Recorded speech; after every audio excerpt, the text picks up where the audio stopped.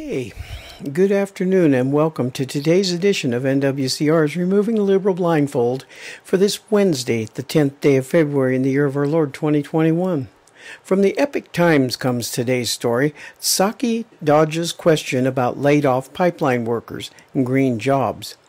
White House Press Secretary Jen Psaki, the lady who is always circling back, on Monday, dodged a question from a reporter about when unemployed Keystone Pipeline worker can expect the new green employment. The move to scrap construction of Keystone XL pipeline could directly eliminate an estimated 11,000 jobs and affect another 60,000. The action was part of a series of executive orders signed by acting President Joe Biden on his first day in office, affecting permits signed over the last 4 years that do not serve the U.S. national interest, including revoking the presidential permit granted to the Keystone XL pipeline. The president has said he has plans for mine reclamation and cleanup projects that would create new jobs where the workers are laid off. Not now, but plans for later. These people are out of work now. Special Presidential Envoy for Climate John Idiot Kerry said on January 28th that Biden wants to make sure workers in the energy industry, quote, have better choices in the jobs that pay better and are cleaner, unquote. Kerry gave an example of being a solar power technician instead of a miner. He disputed that dealing with climate comes with the expense of energy workers, adding that there is a lot of money to be made in the creation of new, healthier jobs in a sector such as green hydrogen and geothermal heat. On Monday, Fox News' Peter Doocy asked Psaki at the White House press conference, quote, when is it that the Biden administration is going to let the thousands of fossil fuel industry workers, whether it's pipeline workers or construction workers who are either out of work or will soon be out of work because of a Biden executive order, when is it and where they can go for the green jobs, unquote. Psaki responded with, quote, I would certainly welcome you to present your data of all the thousands and thousands of people who are getting a green job. Maybe next time you're here you can present that, unquote.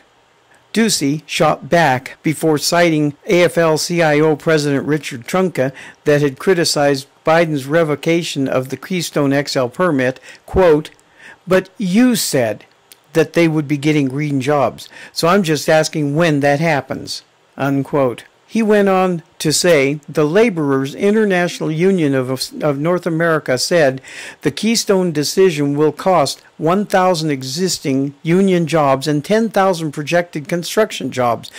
He continued, referring to a report published on January 20th. There are people living paycheck to paycheck. There are now people out of jobs once the Keystone Pipeline stopped construction. It's been 19 days since that executive order. So what are these people who need money now? When do they get their green jobs? Unquote. Psaki responded by saying that Biden will share more details of a plan to create green jobs in the weeks ahead. And now to remove the liberal blindfold here, folks. Her answer on this one shows just how little the leftists in our government care about the people they are supposed to be representing. If they were really concerned, Biden would not have gotten rid of those jobs on his first day.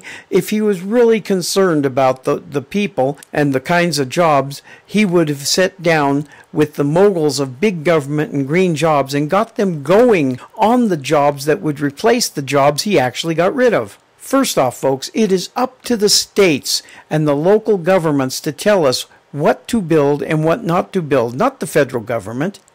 When the pipeline was stopped by Biden, the states should have stepped in to start it back up again. When the border wall was stopped by Biden, the states should have started it up again. We do not need the federal government to do these things. But Biden doesn't care about the people or the laws or the Constitution. He just wants to control all of us. He doesn't care. He just signed the bill and got rid of thousands of jobs, just like that. No replacement jobs in sight.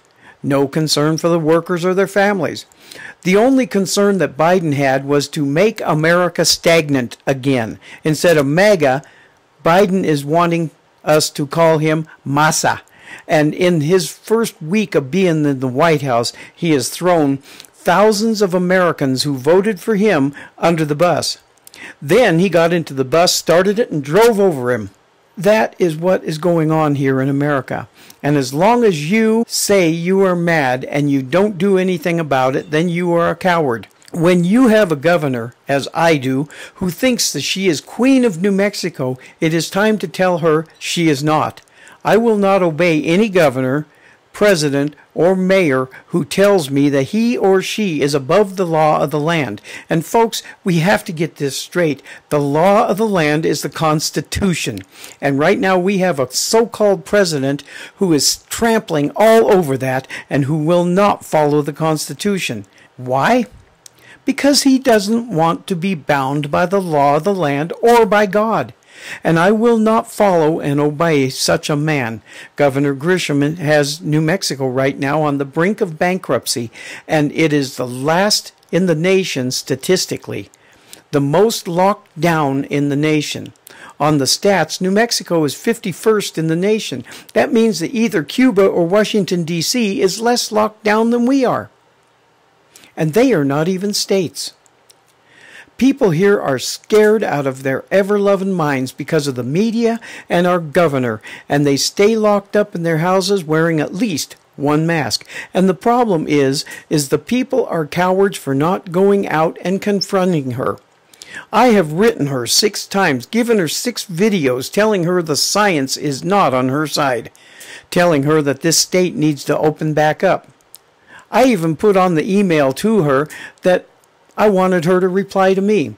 She is the coward and never did. Why? Because she feels like she is the Queen of New Mexico while bankrupting the state, and we are nothing but peons to her. The people are cowards for allowing this to happen. Almost all the churches in the city of Albuquerque follow her orders. Mine doesn't.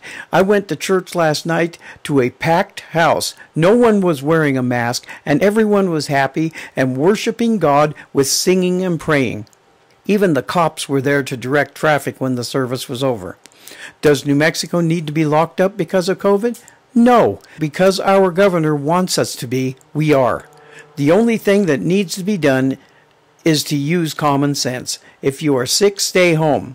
Rest. If you have to go out, wear a mask to protect others. If you are healthy, you are doing nothing but hurting yourself by wearing a mask. I won't follow her orders because she is not my boss. I am hers. And yes, I will probably send her this update. Why? Because we have to fight back or we are going to lose everything. She is not who I pledge allegiance to. I pledge allegiance to the flag, and I follow the law of the land, our Constitution. Michelle Lujan Grisham is nothing but a coward who has decided to hurt New Mexico and keep us under her thumb. It is time the people started to let her know that she is wrong. It is time the people of this nation rose up and let the president know that he is not who we pledge allegiance to. We pledge allegiance to the flag of the United States of America. We follow the law of the land, and that law isn't Biden. It is the Constitution, period. Thank you again for listening to us here at NWCR, heard through Conservative Nation Media from behind the silver microphone of freedom with the voice of reason in this increasingly unreasonable world where America always wins. Now, we still have to pray for America, folks, because the Democrats have sided with the devil and stupidity, and they are going to be the undoing of this nation until we call on God to help him save us. We need to start electing people who revere God, the Constitution, and our laws, and even people who have an inkling of common sense would be good too, because that is something that is sorely missing in Washington, D.C. these days. We will continue to be here to give you the truth that the lamestream lying media will not. See you again tomorrow on my update from the New Mexico's Freedom Studio, brought to you by Conservative Nation Media. Have a great day, and God bless you all.